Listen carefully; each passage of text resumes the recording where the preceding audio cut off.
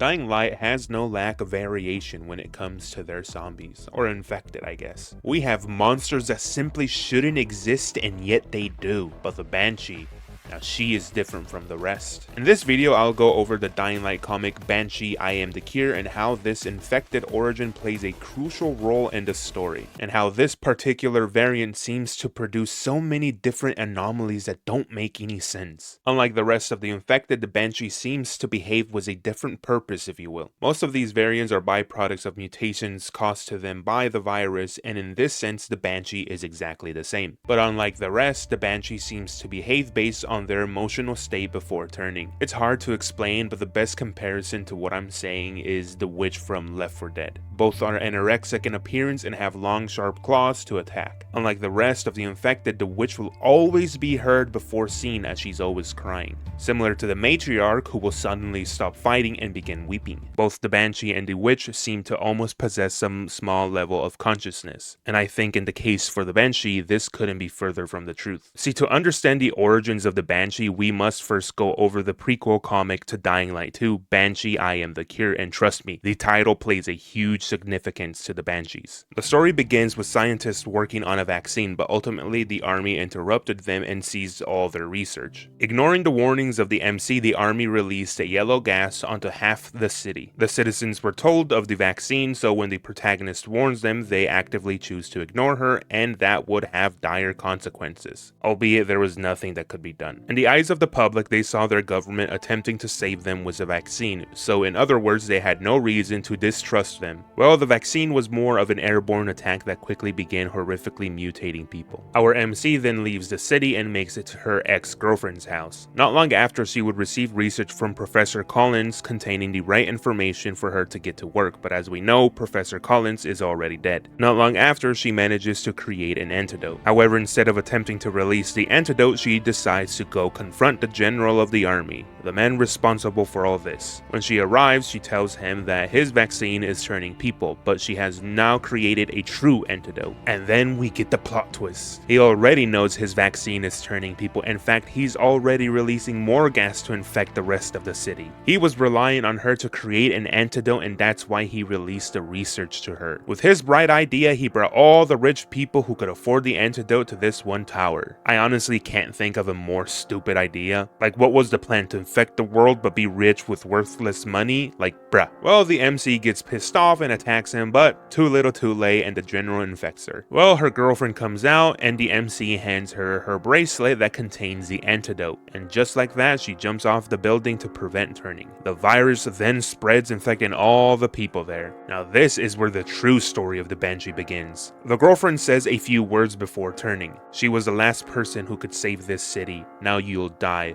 It's not the virus. You are the real disease, and I am the cure. These words have so much significance and gives us a better understanding of this variant. All those people could have prevented the infection, but with their greed, they were willing to sacrifice an entire city if it meant they got to live. None of them did anything when they figured out what the general was doing. And the general himself sacrificed lives just to prosper. She learned there and then, people are the infection. It's our greed, selfishness, avariciousness that is the true plague. The infection just shows us what is already inside. It's why the mutation of the Banshee is so significant. Her body mutates in a manner that she herself rejects. In the second episode of Dying to Know, we're told she has those really long, deformed fingers, and she uses them to fight. Kind of like a byproduct. And we had to imagine how she would feel about them. And we thought that they must really bother her, right? She can get really clumsy with them. She falls on them in this very uncontrollable way, as if she was forgetting she had them. She's really conflicted. You can actually see her sometimes actively hunting you. And then at some point, if she gets too close to you during combat, she'll just suddenly jump back and cower, as if she was trying to resist the virus, but ultimately she would have just given in to its power. See, I believe the women who turn into Banshees are for a couple of reasons. I believe the mental state of a person plays a significant role in the mutation. Another is the possibility that a person had inextinguishable hatred in their hearts to the human race. But at the same time, this is still a person who has only given into the rage, to the infection. The way I see it is all the other infected become, for the most part, mindless monsters. But she becomes cursed, burdened with the weight of hatred willed by her emotions. If we follow the origins of the Banshee according to the comic, then we can assume her body mutates in a manner that allows her to hunt people. I mean, just look at her design. She isn't for spreading the virus, but rather to kill. I think this is the reason why we see so many different variants of the Banshee compared to all the other infected. Each one had a specific emotional state before eventually turning, and I think this is what causes a Banshee to be born. So I want to say this is just my theory and is just speculation. There really isn't any definitive proof of this.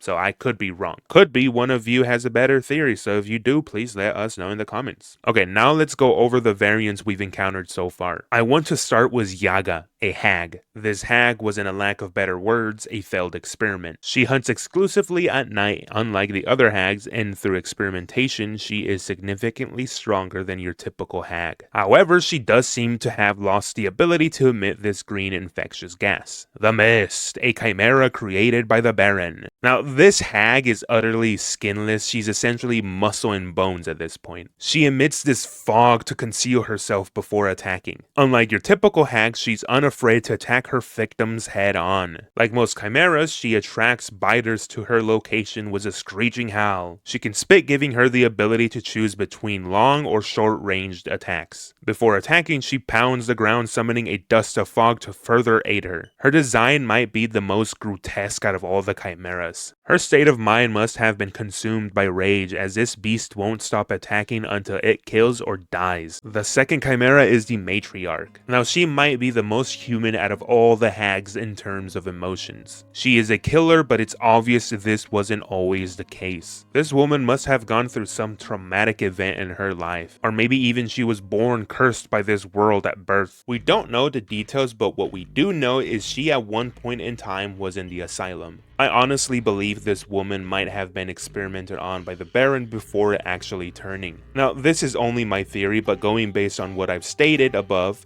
if Banshees or hags are a result of their emotional state, then by that fact we can dictate that this person is in some type of grueling pain. It stops fighting just to cry, but at the same time, she's an effective angry killer. Whatever was done to her scarred her for life but filled her with rage. Or maybe I'm wrong, but who knows? However, now we can talk about possibly the most interesting of the bunch. I guess she's the hag of hags, if you will. During the promotional footage of Chapter 2 for Dying Light, we were given a huntress and a hag.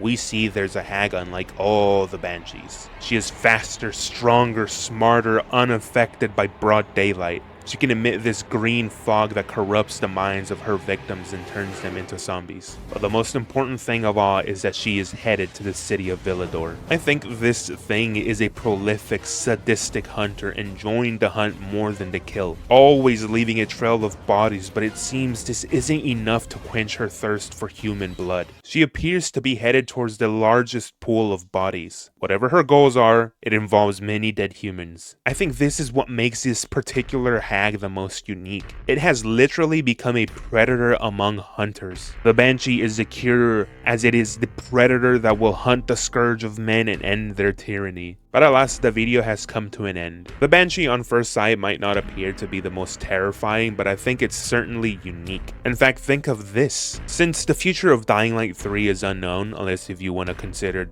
the Beast 3, which at that point we can call it Dying Light 4, but I digress. For whatever the next installment to the franchise is, we could be given a woman who is a sentient volatile, but unlike the others, she can access Banshee powers depending on her emotional state. Like, think about it. We've already been given some badass woman. Imagine someone like Jade going around exploring a new city, and depending on her emotional state, she transforms. And now all the people who remain there are hunting her down as she's the biggest threat.